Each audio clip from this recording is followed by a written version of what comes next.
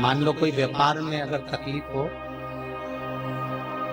कमाई अच्छी नहीं हो रही हो, व्यापार नहीं चल रहा हो, तो निवेदन करूंगा कि किसी के चक्कर में मत पड़ना, कहीं जाकर पूछना मत ही। केवल देव उठनी एकादशी के दिन, जो अभी आने वाली है कार्तिक के महीने में देव उठनी एकादशी, इस दिन एक सिक्का, जब रात्रि को आप तुलसी जी की पूजन करें, ठाकुर जी की पूजन करें, एक सिक्का उसको नीचे रखकर उसको भगवान को विराजमान कर तुलसी माता या शालिग्राम जी को विराजमान कर फिर पूजन करें। सुबह ब्रह्म मुहूर्त में 4 बजे जब आप देवता को उठाएं, वहां पर जब लीपन करें और उठाने जाएं, उस गन्ने की झोपड़ी के अंदर तो वो सिक्के को अपने पल्लू में डालकर हल्दी की कटोरी में घर पर, दुकान में, व्यापार में, व्यवसाय में रख दें। अगली एकादशी तक बताना जरूर कि कितना लाभ मिला, कितना कमाया आप, सूचना जरूर देना हो, बताना जरूर कि कितना प्राप्त हो। क्यों? क्योंकि नारायण जब देव उठनी एकादशी पर उठते हैं, जब मेरे भगवान विष्णु अपना चरण नीचे रखते हैं, तो एक कुबेर और दूसरी स्वयं लक्ष्मी भगवान के चरण को अपने हाथों में झेल लेती है। तो जिस स्थान पर आप देवता को उठा रहे हो, जिस स्थान पर आप भगवान की आराधना कर रहे हो, जिस स्थान पर आप भगवान को जगाने का प्रयास कर रहे हो, वहाँ आप अगर लक्ष्मी को विराजमान कर देंगे तो नारायण का चरण और लक्ष्मी दोनों कुबेर के साथ हमें प्राप्त हो सकते, हमें उसका फल करा। किसी लड़का और लड़की का विवाह नहीं हो रहा, 30 साल हो गए, 32 साल हो गए, 34 साल हो गए, लड़का लड़की का विवाह ही नहीं हो रहा। बहुत टेंशन है माता को। कोई मंगली है, कोई मांगलिक है, कोई मांगलिक है, कोई मंगल है, संबंध हो ही नहीं रहा, बहुत प्रयास कर। तो अब की बार कार्तिक महात्म को सुने हो आप, एक प्रयास छोटा सा कर देखो, ठीक है?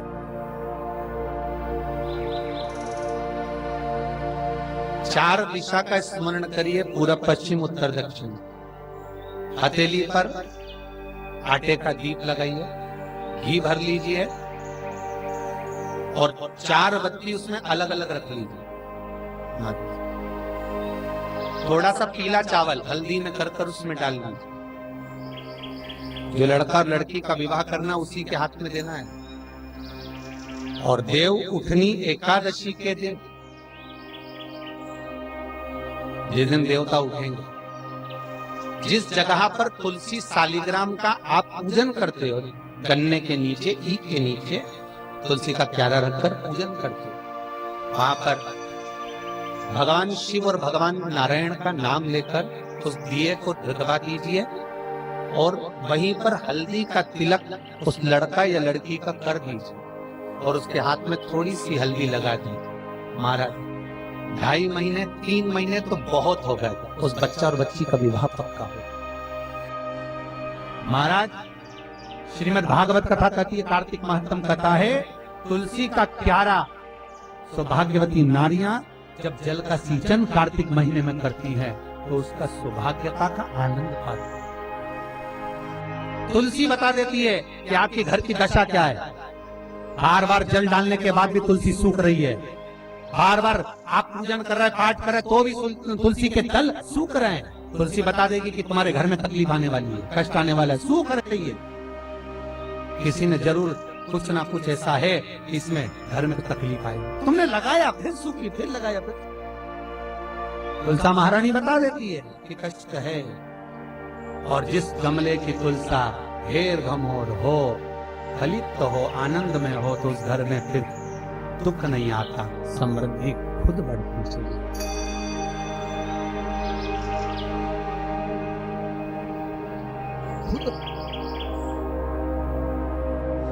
कितना सुंदर व्याख्यान है महाराज स्कंद पुराण। कभी मौका मिले तो ज्यादा कहीं से ना लाओ तो गीता प्रेस गोरखपुर की पढ़ लेना, ठीक है? स्कंद पुराण में कार्तिक खंड को उतारना, और कार्तिक खंड को उठाकर पढ़ोगे तो उसमें यहाँ तक लिखा हुआ है कि मान लो अगर किसी नारी का बार बार अवर्षण हो रहा है, संतान तक नहीं हो रही है, और बार बार बच्चा पूर्ण नहीं हो पाता। तो यही देव उठनी एकादशी के दिन, उसी जहां पर तुलसी और शालिग्राम जी का मंगल विवाह हुआ है, पूजन हुई है, देव उठे, और जब हम भगवान को देव उठाने के समय पर पूजन कर रहे हो तो वही का एक बेर, क्योंकि उस समय पर बेर आया था छोटा, वो पूजन में रखा था, वही बेर उस बहू की झोली में डालकर उसको वहीं पर बिठाकर खिला दीजिए महाराज। बच्चा कभी अधूरा पैदा नहीं होगा, पूर्ण बच्चा ही पूर्ण, अधूरा नहीं हो सकता, अपंग नहीं हो सकता, कम उम्र का पैदा नहीं होता, पूर्ण उम्र लेकर ही पैदा।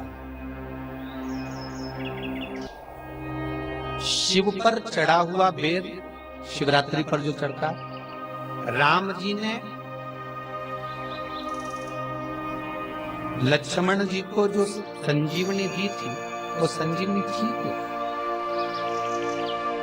क्या? संजीवनी जब शबरी मिली, पेड़ चक्कर राम जी को देती है और राम जी ने एक बेर लक्ष्मण को दे दिया, लक्ष्मण को लगा बताओ ये भेलनी का जूता खाऊंगा, लक्ष्मण ने फेंक दिया। अब लक्ष्मण को शेषनाग, कोई चीज फेंकेंगे तो पास में थोड़ी ना गिरेगी, दूर 200 दूर जाकर गिर गया वो बेर जहां गिरा उसके पौधा उत्पन्न हो गया।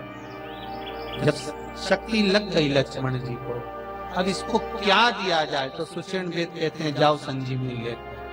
वही बेर की पत्ती जो लक्ष्मण ने फेंकी थी, वही बेर की पत्ती उठाकर मल कर दी गई। राम जी रोते रोते कह रहे हैं पहले ही खा लेता तो आज जरूरत नहीं पड़ती। एकादशी का व्रत कौन कौन देवता करता है? अग्नि पुराण, स्कंद पुराण स्पष्ट कर दिए महाराज। भगवान विष्णु से लेकर लक्ष्मी जी ने नारायण से कहा आज एकादशी है, आप व्रत करेंगे? भगवान विष्णु बोले करने को तो कर लूं, मना नहीं, पर दिक्कत इतनी सी है, अगर मैंने एक दिन भी एक निवाला नहीं पाया तो संसार का ना जाने कितना जीव भूखा मर, कितना।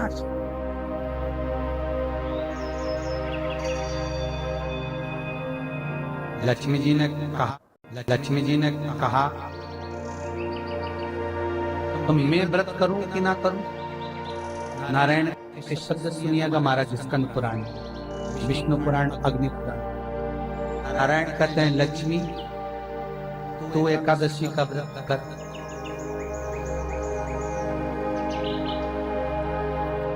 मेरे करने से क्या फल होगा? भगवान विष्णु अपनी पटरानी लक्ष्मी से कहते हैं लक्ष्मी, नारायण अगर एक क्षण खाया बिना रह जाए तो पृथ्वी पर अनाज उत्पन्न नहीं होता, जमीन पर जो बीज बोया जाता है वो बंजर हो जाता है। अगर नारायण ना खाए तो अन्न का भाग मिलता नहीं है।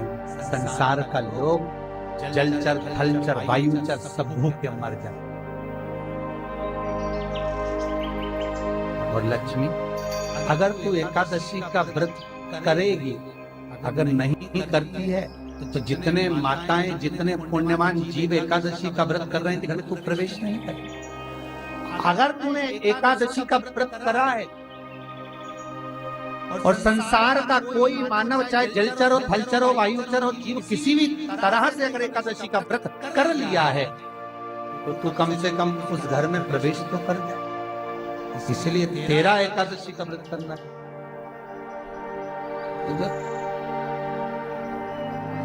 महाराज श्रीमद् भागवत कथा कह रही है भगवान कृष्ण का पावन चरित्र, रुक्मिणी और सत्यभामा, कालिंदी, मित्रवृंदा, लक्ष्मणा सबकी सब संपूर्ण रूप से एकादशी का व्रत करते। भगवान नारायण की पद्मावती, श्रीदेवी, भूदेवी एकादशी। श्रीमद् भागवत कथा वर्णन कर रही है, कार्तिक महत्तम कह रहा है कि आपके जीवन में करा हुआ पुण्य सत्कर्म अर्थात हमारा जो जन्म हुआ है वो केवल भगवत भजन के लिए, स्मरण के लिए, कीर्तन के लिए, नाम जाप के लिए करो। देखो हिंदू धर्म में कोई भी त्योहार ऐसा नहीं है जिससे फल ना लिए। कोई भी त्योहार हिंदू धर्म का ऐसा नहीं जिससे फल ना मिले। आप एक एक त्योहार का स्मरण कर लीजिए मान। बस आज के जमाने में त्योहार को केवल एक ढोंग बताया जाए। जैसे करवा चौथ का दिन आया तो कई प्रवचन करता, कई लोग जो प्रवचन देते हैं, कई हम लोगों ने भी सुना, कई की क्लिपिंग और व्हाट्सएप पे चलती है। कई लोग उसमें कह देते हैं कि उल्लू एक बार लक्ष्मी जी के पास गया और जाकर कहा हमारी पूजन नहीं होती तो लक्ष्मी जी ने कह दिया कि करवा चौथ के दिन। ऐसी जो क्लिपिंग और बनती है गलत।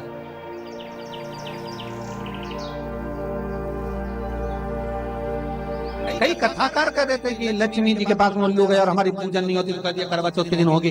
तो ये क्लिपिंग गलत है। ये इस तरह के जो मैसेज जगत में भेजे जाते हैं, व्हाट्सएप पर चलते हैं, इसका विरोध ये गलत। हमारे हिंदू धर्म का एक एक त्योहार, हमारे हिंदू धर्म का एक एक रीत रिवाज, हमारे भारत की भूमि का एक एक त्योहार हमें सुख और समृद्धि देने वाला, कोई साधारण नहीं है।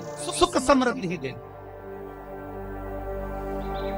वैभव देने एक एक त्योहार, चाहे वो दिसंबर के महीने में आ रही हो हनुमान अष्टमी क्यों ना, चाहे कार्तिक पूर्णिमा क्यों ना, एकादशी क्यों ना, द्वादशी क्यों ना। क्यों हमारे पूर्वजों ने ये सारी तिथियों का निर्माण कर शंकर भगवान के श्री विग्रह के सामने ये वारों का निर्माण हुआ था। रविवार, सोमवार, मंगल, बुध, गुरु, शुक्र, शनि, ये शंकर ने बना, तिथि शंकर ने बनाई, वार शंकर ने बनाए। एक एक जो फल है, घड़ी है, उसका जो निर्माण जो किया है वो शिव ही करे। तो कोई साधारण नहीं, वो कोई सहज नहीं हो सकता।